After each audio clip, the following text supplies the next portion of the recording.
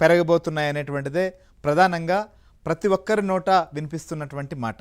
So ఏ parliament ఎక్కడి వరకు పెరగబోతోంది, కొత్తగా ఏ పార్లమెంట్ రాబోతోంది అనేది ఒకటైతే, అసెంబ్లీ స్థానాల విషయంలో అసెంబ్లీ స్థానాలకు సంబంధించినటువంటి సంఖ్య గణనీయంగా, అంటే గతంలో పెరుగుదల ఉంటుంది తెలుగు రాష్ట్రాల్లో అనుకున్నారు, ఈసారి చూసినప్పుడు 50% పెరిగే ఛాన్స్ ఉంది అనేటువంటిది ప్రాథమికంగా వస్తున్నటువంటి అంచనాల ప్రకారం చూస్తే చాలా పెద్ద సంఖ్యలో అదనపు స్థానాలు పెరగబోతున్న నేపథ్యంలో కొత్తగా ఏర్పడే అసెంబ్లీ స్థానాలు ఏంటి, మనం ఉన్నటువంటి ఆల్రెడీ అసెంబ్లీ నియోజకవర్గం నుంచి ఏ మండలాలు లేకపోతే ఏ ప్రాంతాలు వేరే నియోజకవర్గానికి కాబోతున్నాయి, సో కొత్త నియోజకవర్గం ఎలా ఉండబోతోంది, అక్కడ ఏ రిజర్వేషన్ వచ్చేటువంటి అవకాశాలు ఉన్నాయి, ఇట్లాంటి ఎవరికి వారుగా అంచనాల్లో మునిగి తేలుతున్నటువంటి పరిస్థితి. సో రాజకీయ పార్టీలే కాదు, ప్రస్తుతం ఆయా పార్లమెంట్ కావచ్చు, అసెంబ్లీ స్థానాలకు ప్రాతినిధ్యం వహిస్తున్నటువంటి ఎంపీలు కానీ ఎమ్మెల్యేలు కూడా ప్రస్తుతం దీనిపైనే ఫోకస్ పెట్టారు. ఎందుకంటే మన ఉన్నటువంటి పరిధి ఏదైతే ఉందో ఆ పరిధిలో ఎలాంటి మార్పులు జరగబోతాయో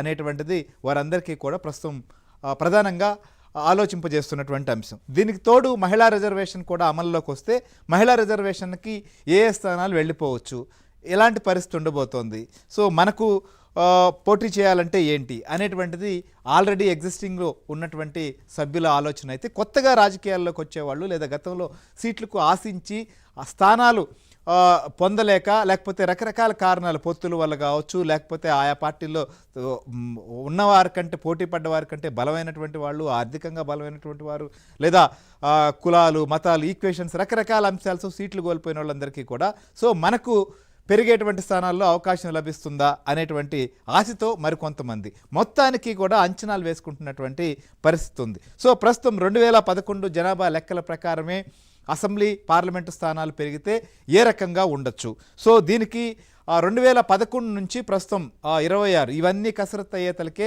దాదాపు 27-28 వరకు పెట్టేటువంటి అవకాశం ఉంటుంది. కాబట్టి 16-17 ఏళ్ల వ్యవధిలో అనేక రకాల మార్పులు జరిగాయి. జనాభా గ్రామీణ ప్రాంతాల నుంచి పట్టణ ప్రాంతాల్లోకి వెళ్ళారు. ఎక్కువ అంటే పల్లెలో మండల కేంద్రాల్లో ఉన్నటువంటి వాళ్ళు జిల్లా కేంద్రాల్లోకి వచ్చారు, జిల్లా కేంద్రాల్లో ఉన్నటువంటి వాళ్ళు చాలామంది సిటీల్లోకి వచ్చారు. సో ఇట్లాంటి చోట ఎలాంటి పరిస్థితి ఉండబోతోంది, ఆ లెక్కల ప్రకారం వేస్తే ఇక్కడ నష్టం జరుగుతుందా, లేకపోతే దాన్ని ఏ రకంగా సర్దుబాటు చేసేటువంటి అవకాశం ఉంది, ఆ రకమైనటువంటి ఆలోచనలు కూడా ఉన్నాయా? సో మొత్తానికైతే మాత్రం దేశవ్యాప్తంగా లోక్సభ స్థానాలు 543 స్థానాలుంటే 273 స్థానాలు పెరిగి 816 స్థానాలకు చేరబోతోంది అనేది. ఈ రకంగా రాజ్యసభ కావచ్చు, అసెంబ్లీ కావచ్చు, మొత్తం కూడా అన్ని స్థానాలు కూడా పెరగబోతున్నాయి. సో దేశంలో జరగబోయేటువంటి ఒక పెద్ద మార్పుగా ఇది మారబోతోంది.